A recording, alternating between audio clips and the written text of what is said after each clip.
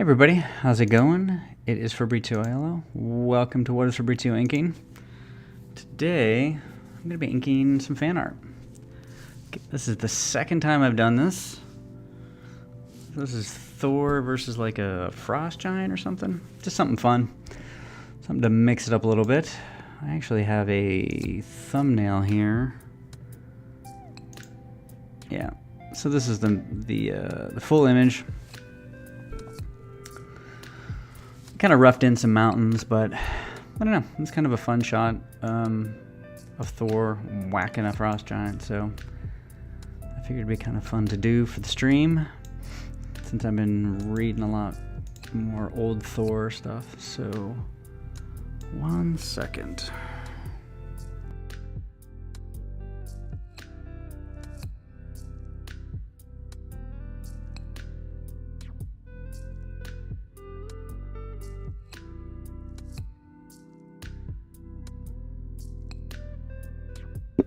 Sorry about that.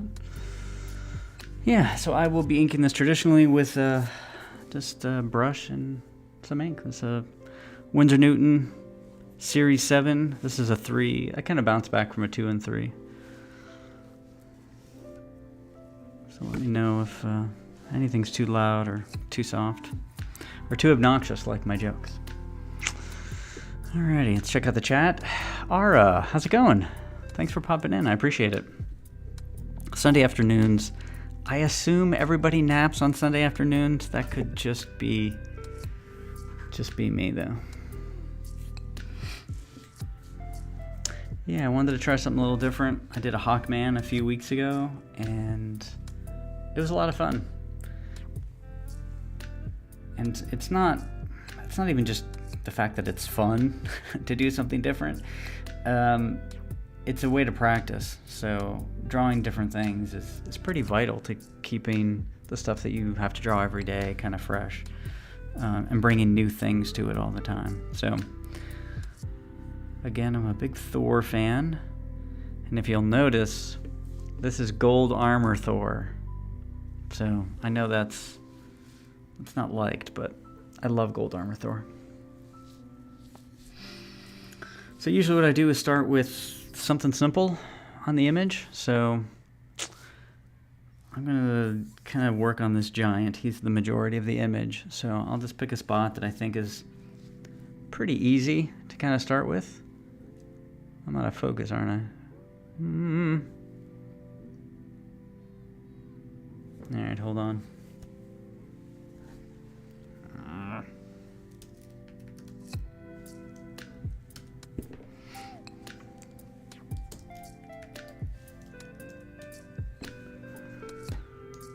Autofocus is my best and worst. There we go. Nah, it's gonna bounce in and out all the time. Hold on.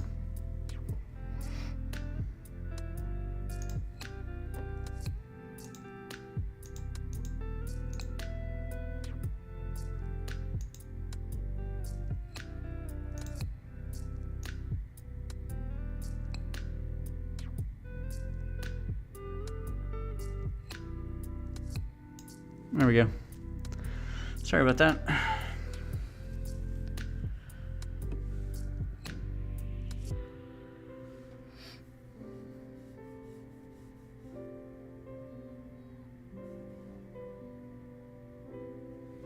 So I don't know if I actually announced this or not, but I will be at Three Rivers Comic Con in Pittsburgh in June. It's June 3rd, I believe.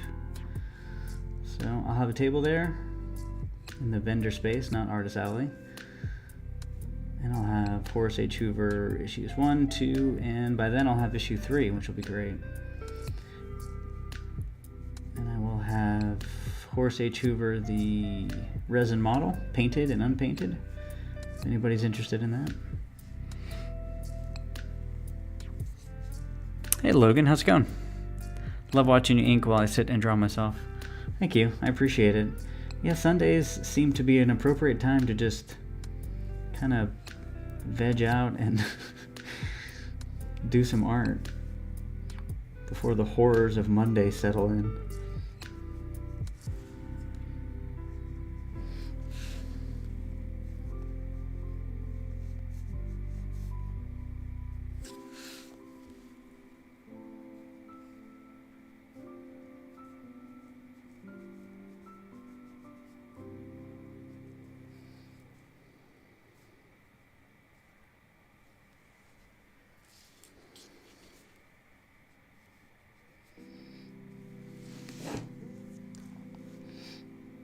Yeah, these fan art pieces are really a good time for me to experiment, whether it's the penciling, the inking, the composition, you know, because I'm always working on actual pages that I have to put in a book.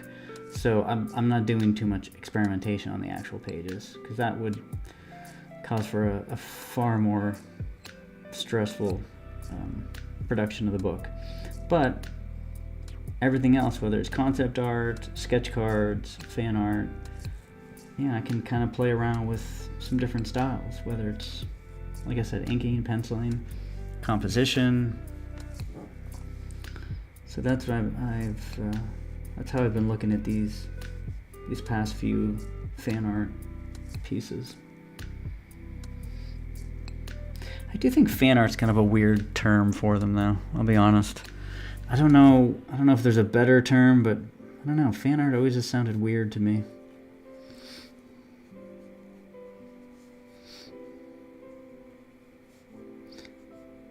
Is it fan art whenever a Marvel artist does a character? No, because even if they didn't work in that particular character, it kind of gets fuzzy on what is, fan art or not. And I don't know if I'm thinking too much about that, but the phrase is always a little weird to me, that's all.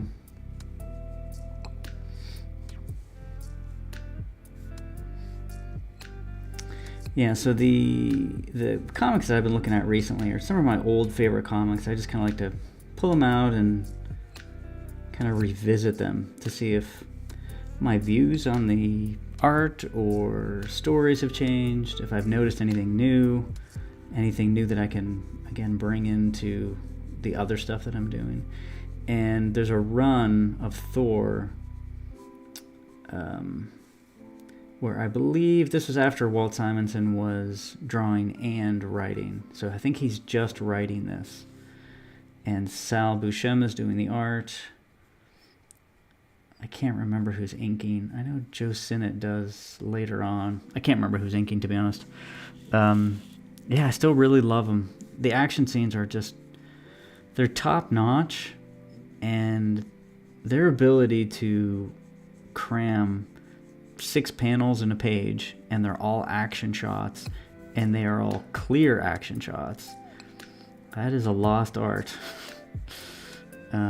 So it's something I'm really trying to kind of bring back, we'll say. Logan, how long did it take for you to get used to inking with a brush? I'm heavy-handed, and inking with a brush is difficult, even after practicing for years. Thank God for microns. Yeah, I mean, I'm a big proponent of sometimes, and I'm not trying to dissuade you from using a brush, sometimes there are particular tools that just work with you as an artist. And if you've given it a shot and it's a fight, then it's okay to kind of like, all right, you know what, I'm better with microns, or I'm better with brush pens or something like that. Yeah, because there are times in the past where I was using, so this is before microns, the rapidograph pens and things like that. I'd plop down $100 on these 4 pens or whatever it was, and I would fight with them nonstop. They would get clogged. I'd unclog them. I'd clean them. I'd use them for a day. It was a nightmare for like a year. I just wouldn't let it go, because in my head I'm thinking I've got to use these. These have to be my tools. But it just didn't fit with how I drew, how often I drew. So eventually I just kind of gave up on them. And then the brush, which I've been using for a very, very long time. I've never had an issue with it. So I really do think there are tools, and this isn't even an art too. I think instruments, if you're a musician, I think there's writing styles, if you're a writer, that are just more in tune with you as a person. So I'm a big fan of give it a try, But if it doesn't work out, it's, you know, it's okay. Just keep trying other tools, other ways, until you find something that really works with how you work. I still have those rapidograph pens, and they are, once in a while, I still break them out, and they're just a nightmare. So, just to remind myself of all the hours and hours I spent fighting with those damn things. Oh, hey, John, how's it going? I caught some of your Doctor Strange this morning. Man, I love that Ditko's Doctor Strange stuff. Although, I'll be honest, I haven't read a ton of Doctor Strange. I have like a few like issue runs here or there later on, but I need to go back and kind of grab a collected set or something.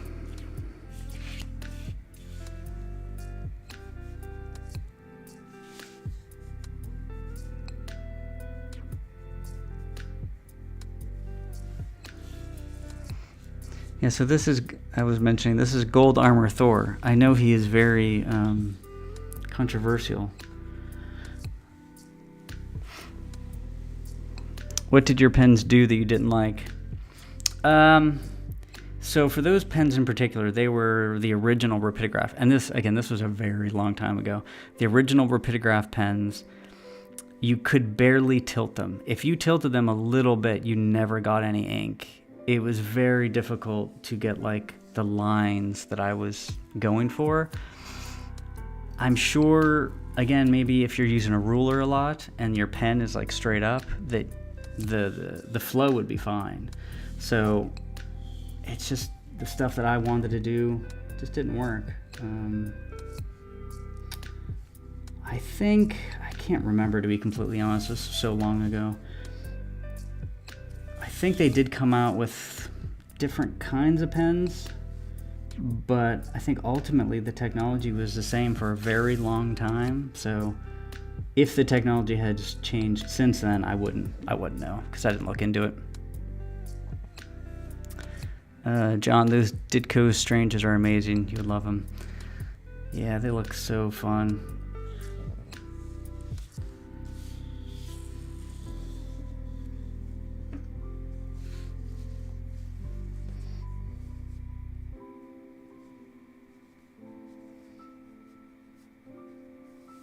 You can't go wrong with Frost Giants as a bad guy. They're just lovably big and dumb, right?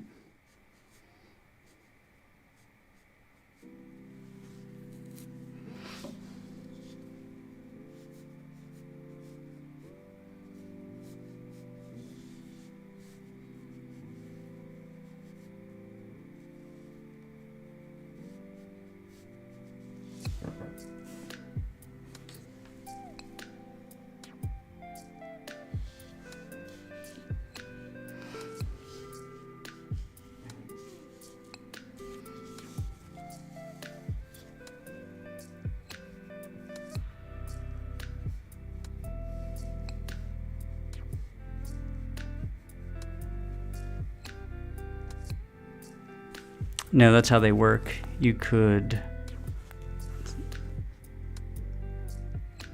blank flat the nozzles, flat nozzle, but also wreck the tip. Yeah.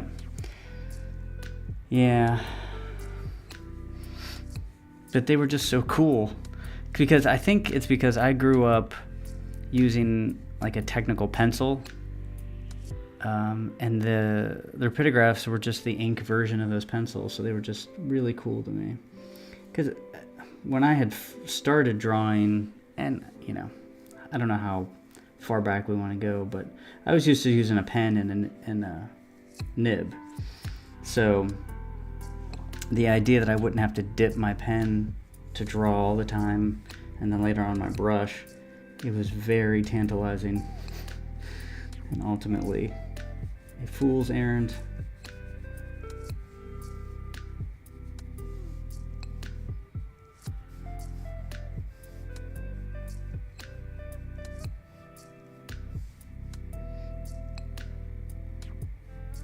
But yeah, I mean, to be honest, it really could have dissuaded me from drawing, you know.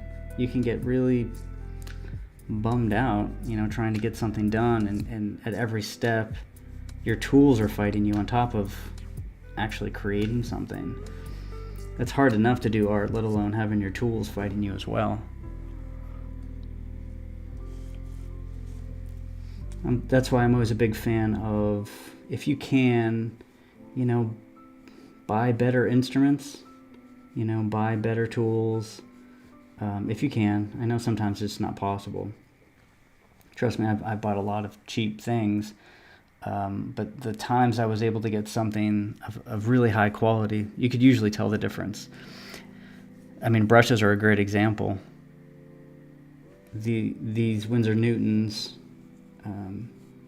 I've tried lots of other brushes, and I always come back to these because they're really nice quality.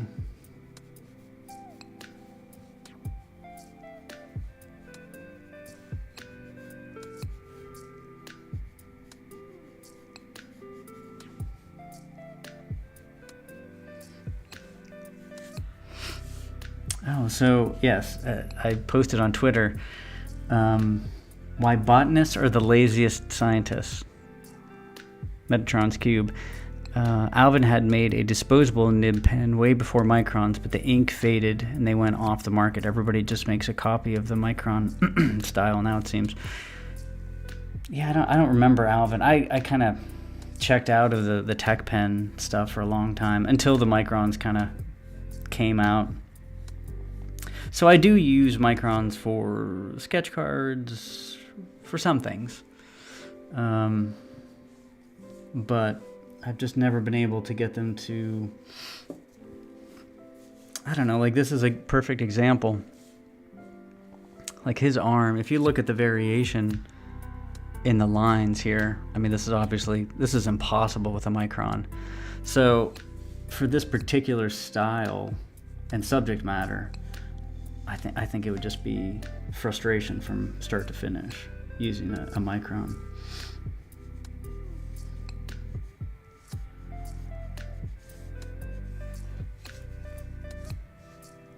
Felipe, hello, how's it going? From Brazil, wow. Welcome to Pittsburgh, PA. Almost as exotic as Brazil. We have French fries on top of salad and our own dialect. So thank you. Thanks for popping in.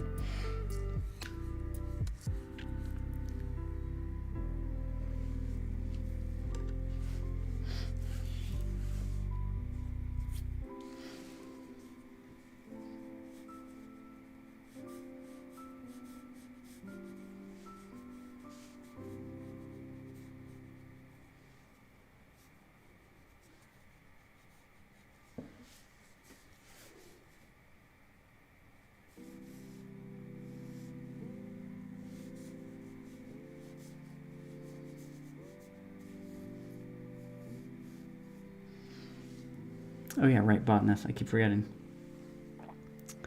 So, a friend of mine came into town, and we went to Phipps Conservatory to go look at plants. Wait, French fries on salad? Tell me more.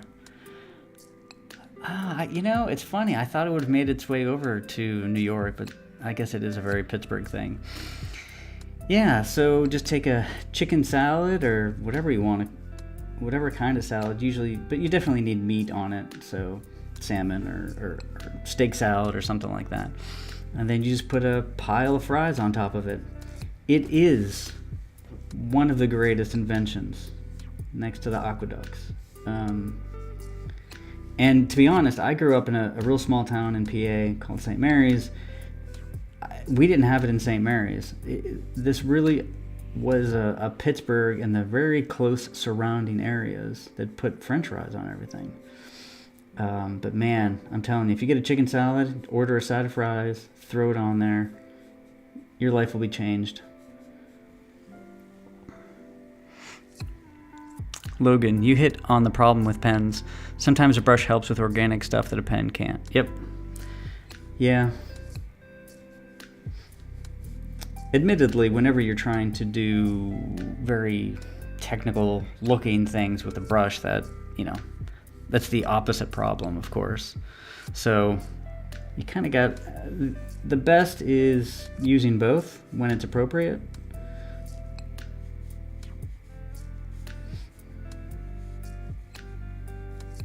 Yeah, the chicken salad, that, my wife introduced me to that, and my life was changed.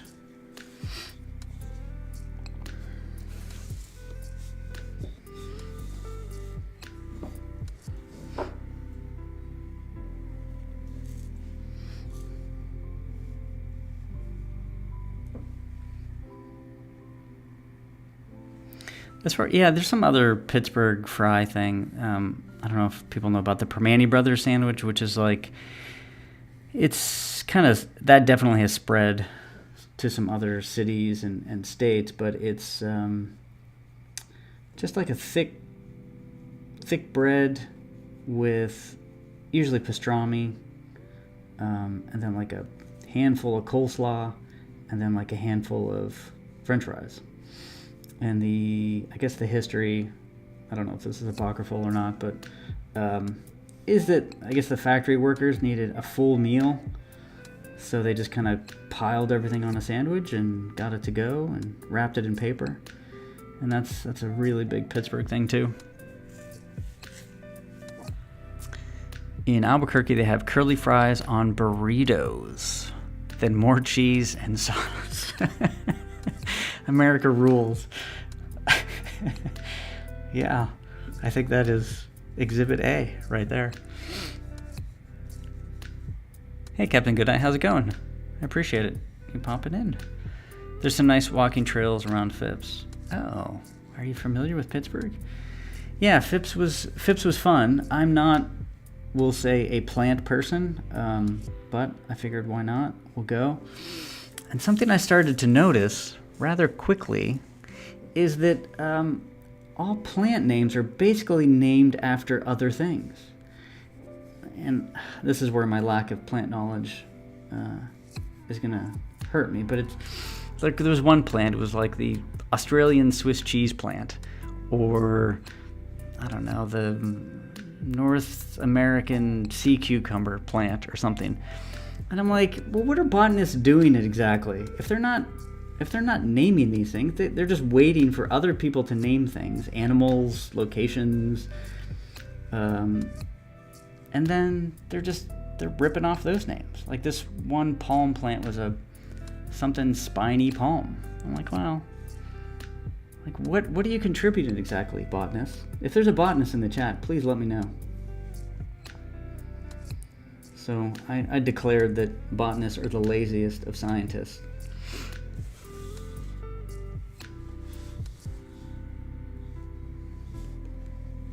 I do declare.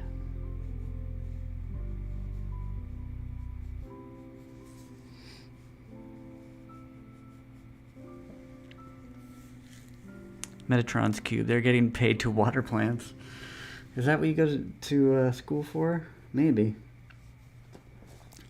Now, the caveat is my knowledge of plants is literally zero. I know they exist.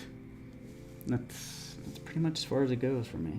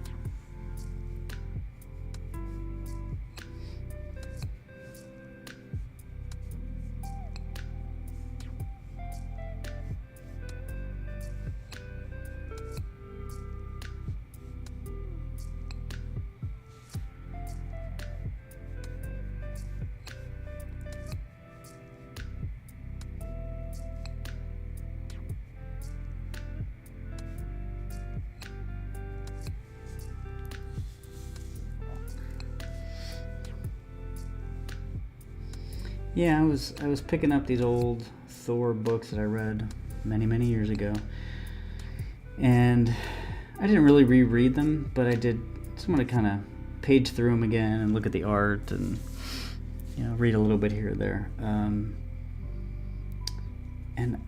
I don't know. I think maybe if I had to pick one character for me to actually draw, I think it might be Thor. I've never really thought too much about that because it was such a ludicrous idea.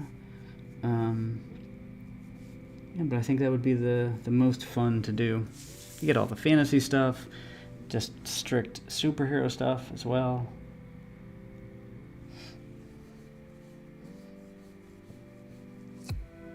You can get some trippy stuff with like the Celestials and all that jazz.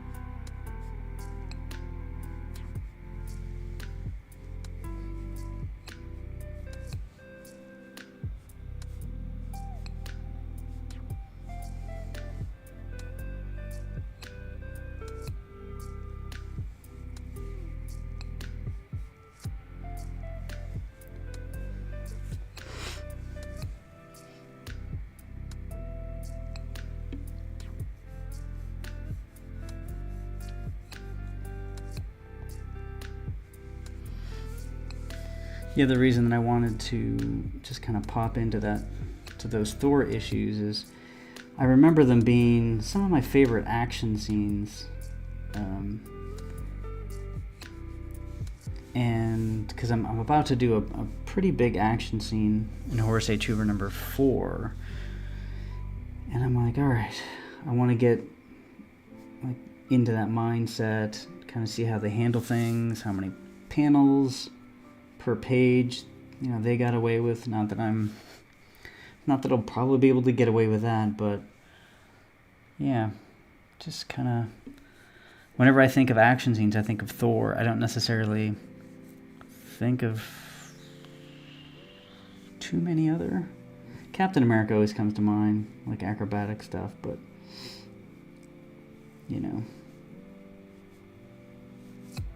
Thor stuff is always really big action. And the other thing too is scale, as far as Daredevil's gonna fight somebody,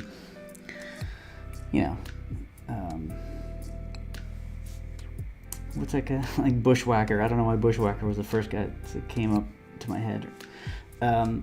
Just another character, humanoid. He's not going to fight a giant. So in Horace H. Hoover, this scene, no spoilers, the scale is very different. And handling a human-sized character and a larger than human-sized character it's a different sort of mindset. So Logan, you could definitely do some Thor for Marvel. Yeah. I don't even know what's going on these days in Marvel.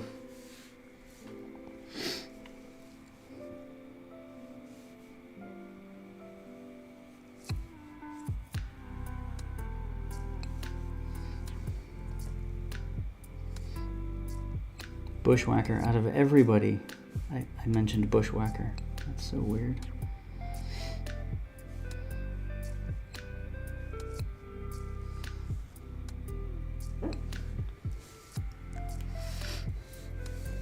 Yeah, handling two different size scales is pretty interesting.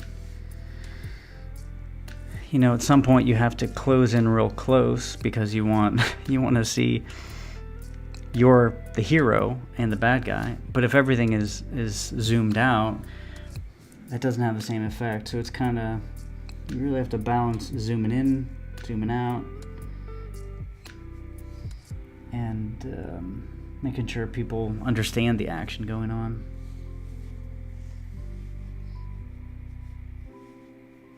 But yeah, I thought that Sal Buscema did a good job. I know people, he's no John. I think he even said that before, but he did a pretty good job.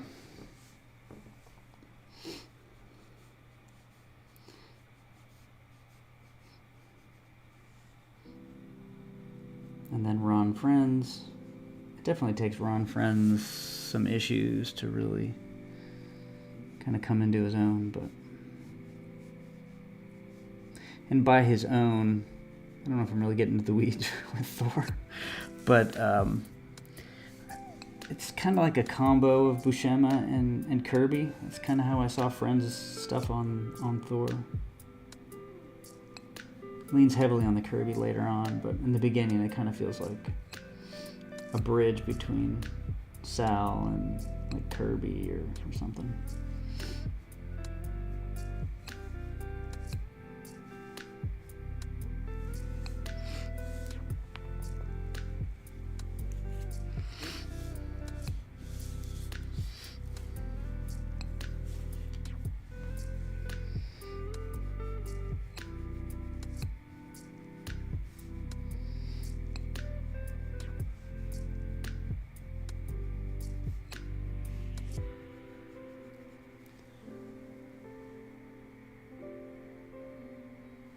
I used to be far more concerned about essentially doing one long brush stroke for like a gradation. Like this area, he has a really good example. I don't know how long ago, but a while ago, I would have thought, okay, these have to be one stroke, right? That goes from the very dark up into this lighter. But that would actually not work for this. You want sort of multiple strokes that build up into that. Because if you did just one giant stroke that went from, the side of his abs into sort of the dark areas, it would look like a barrel as opposed to something with form. So changing direction and like breaking up lines, that's actually a better call in this particular scenario. There's definitely, inking, you want to be careful that you're just not inking everything the same way. Thor's going to be pretty clean, but this giant, we're going to assume he's kind of dirty and scarred and gnarly. So a lot of this inking will imply texture. It'll imply changes in the form. Maybe a big pocket of fat versus a big muscle or a big wart or something. I don't know.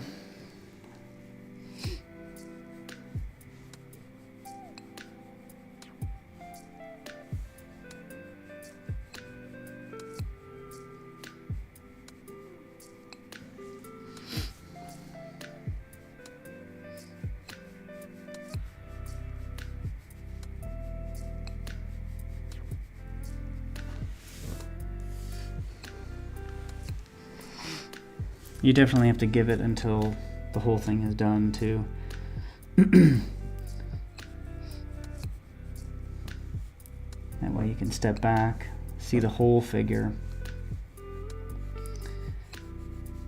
And changing the direction of the stroke and the size of the stroke, it's just going to give it more information, and it's going to look interesting instead of the same stroke over and over and over again. Now, I will say that is definitely an 80s thing versus a 90s thing, but I'm a child of the 80s, so to me that's how you ink, that's how you draw. And I'm not a big fan of the 90s nostalgia. There's a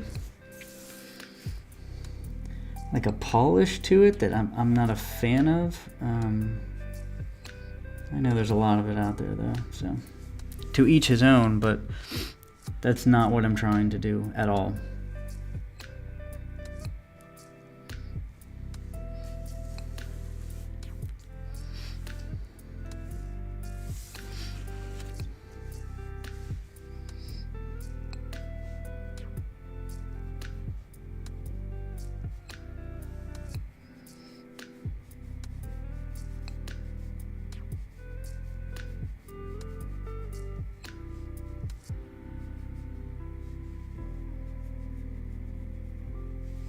You know, like under his chin is a perfect example. Not to belabor this point, but so I could have just done solid black under his chin.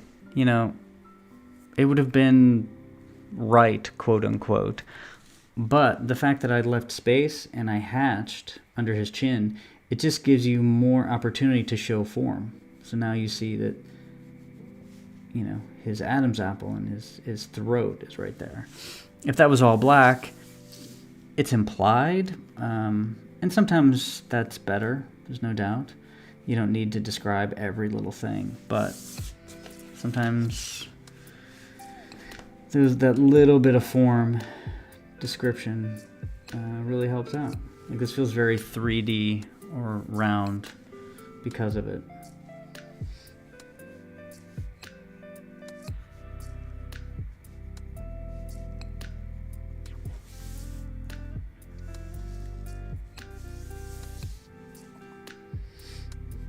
Plus, I like to save really black blacks for specific parts. You know, if you're using blacks everywhere, it loses some of its impact.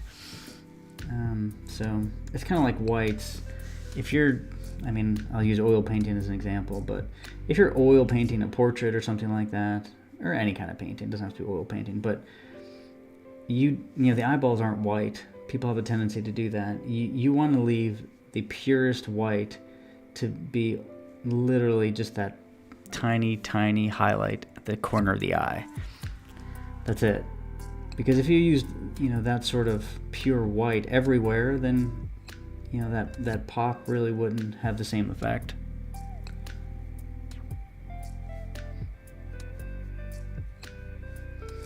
I don't know what kind of dental plan frost giants have, or what kind of dentists they have, but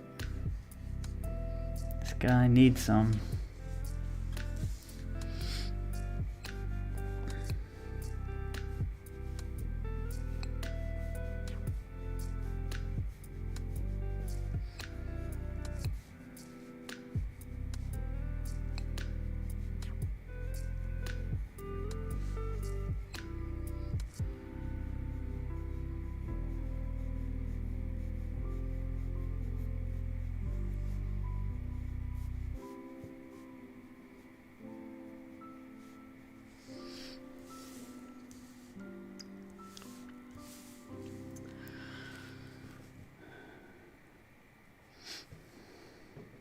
I think maybe I'll sit on this for a few minutes.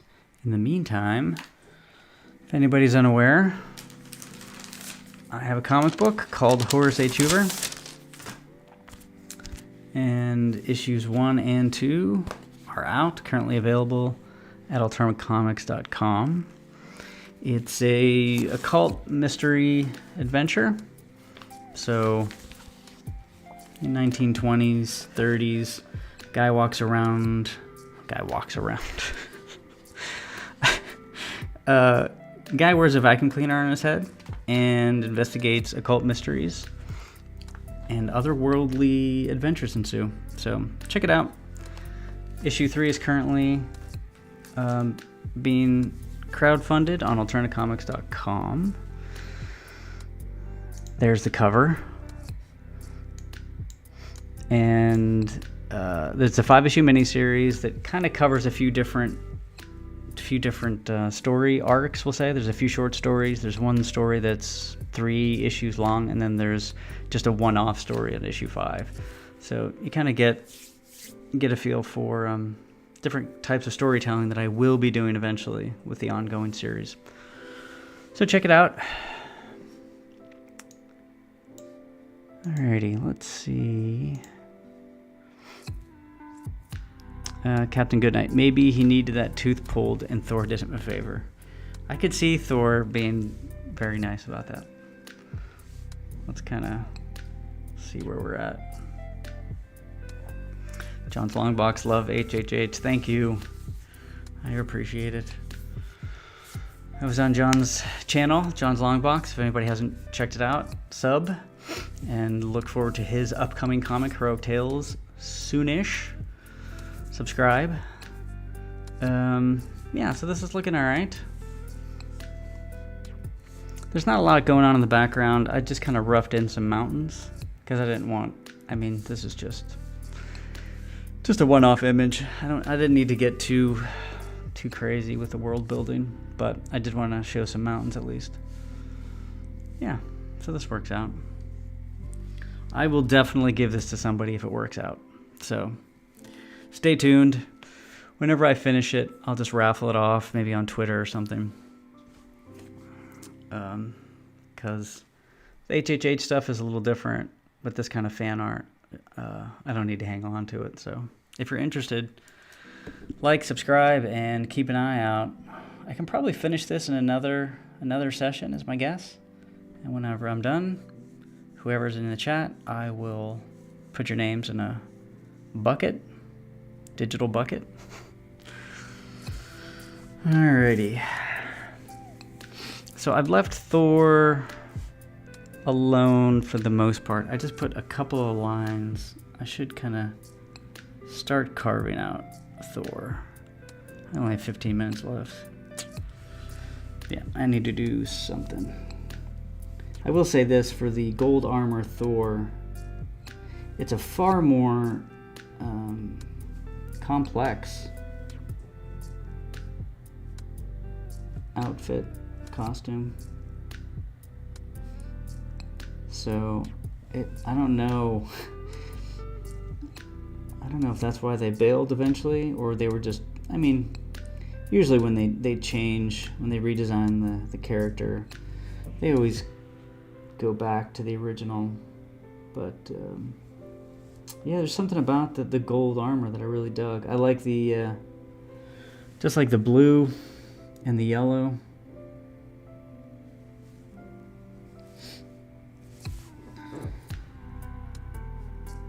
But yeah, definitely much more complex than the regular Thor. There was that Thor, there was a one-off issue. I think he comes back. Like, I'm going to call him Heavy Metal Thor, but I don't know. I can't think of his name. Dargo something. He's from the future. That issue, that one-off issue of Future Thor, is actually one of my favorites. I love it. I can't remember the numbers or anything like that, but my original art you sent me is Haunted. Is it seriously? That is awesome. Speaking of haunting, so it was Valentine's Day the other day, and me and my wife have never done anything for Valentine's Day. We're just not really that kind of people. Okay, I'm not that kind of people, but anyway, this, after 29 years together, we're like, you know what, we're going to do something on Valentine's Day. So we go out, we go to this restaurant called Meat and Potatoes. It's a good restaurant. They had some good food. We had the beef Wellington, which I'm a huge fan of. I love beef Wellington. I know nobody cares about this, but I love beef Wellington. And it was a huge chunk of beef, right? So we were out pretty late. We got home, and I'm like, man, this, pound or two of beef or whatever I have in me is just sitting there. So we go to bed. I get up, I don't know, in the middle of the night to go into the kitchen and get some water or something. And as I walk into the kitchen, I see a man standing there. And I don't really believe in ghosts. I've never seen ghosts or anything like that.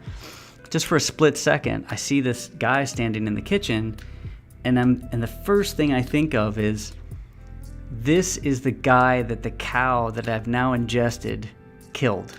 So I've ingested this cow, and this cow has killed people, and now I'm seeing the ghost of the people that this cow has killed because of the beef Wellington. Because there was so much of the cow, I've consumed the cow's soul, and now this is the ghost of somebody the cow has killed. But then I dismissed it and got some water. So that's my haunted beef Wellington story.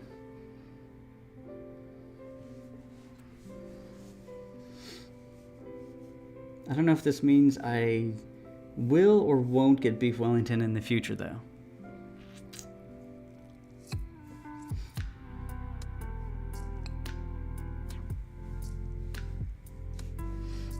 But John, you're gonna have to tell me how it's haunted or why it's haunted. Maybe on a live stream or something.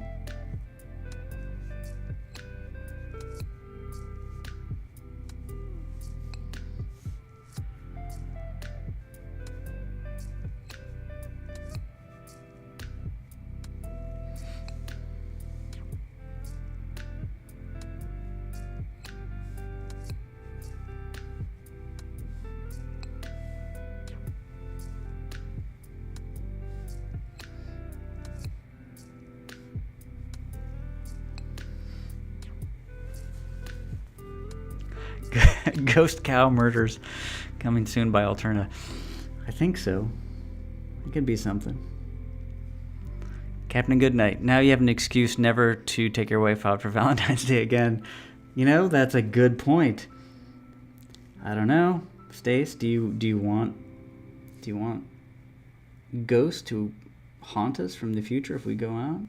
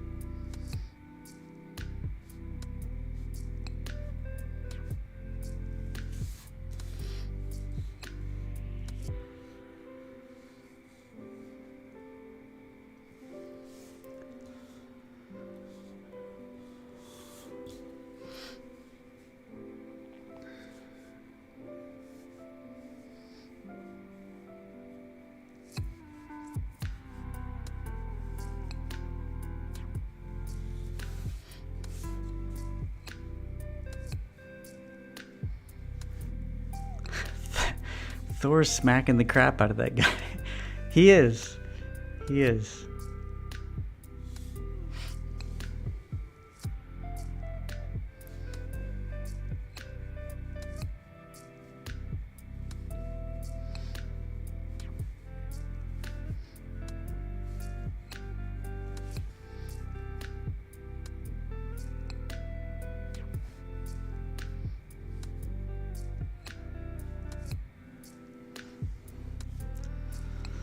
Alright, a few minutes left, but I think this is actually a good place to stop. So, instead of pushing my luck, which I have a tendency to do, I am going to call it a day, a few minutes early.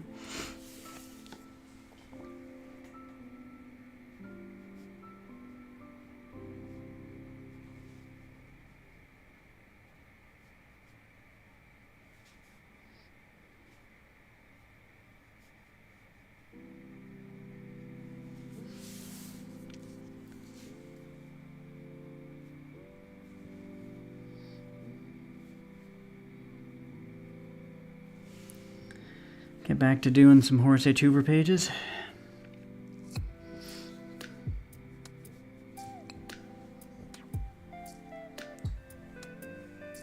Logan Andrews, love to see what you could do with Godzilla. Oh man. That would be fun. I have to admit though, I don't think I've ever drawn Godzilla. I always love it. I mean, I watch the movies. I'm not like a super fan or anything. I do own a piece of Godzilla original artwork from Bob Eggleton, who's a pretty famous Godzilla artist. He also does sci-fi and fantasy covers and whatnot. But it's a very cool Godzilla piece of artwork. I don't know. Yeah, as far as the fantasy or fan art is concerned, if anybody has any ideas of things they want to see, I'd like to do these in rotation just to kind of stretch a little bit artistically. So if anybody has any ideas or thoughts, feel free to throw them out, and the next time I do one, I'll throw it in the pile. All right. Thanks, everybody. I appreciate it. I will be on Twitter again. If you haven't backed Horace H. Hoover #3, check it out. I would appreciate it greatly. And actually, one last thing. I almost forgot. I do have a resin model currently available on Etsy. It's Horace H. Hoover here. Really nicely painted. A lot of detail. Really high quality stuff. And this is even wire, so you can move that if you want, or you can glue it in. Anyway, there's a painted and an unpainted version on Etsy with some other resin models that I sell. So maybe I'll throw the link in the chat if anybody's interested. John's Captain Beefheart, HHH, and Tom Waits grilling sausages. Damn it! Now I think I'm gonna have to do that. Tom Waits. He is in everything, so that would make sense, right? Oh, man. All right, yeah. Thanks again, everybody. I appreciate it. And I will be streaming this. I'll stream again later on this week. Check Twitter and Instagram for times. Everybody have a good evening. Thanks a lot. Bye.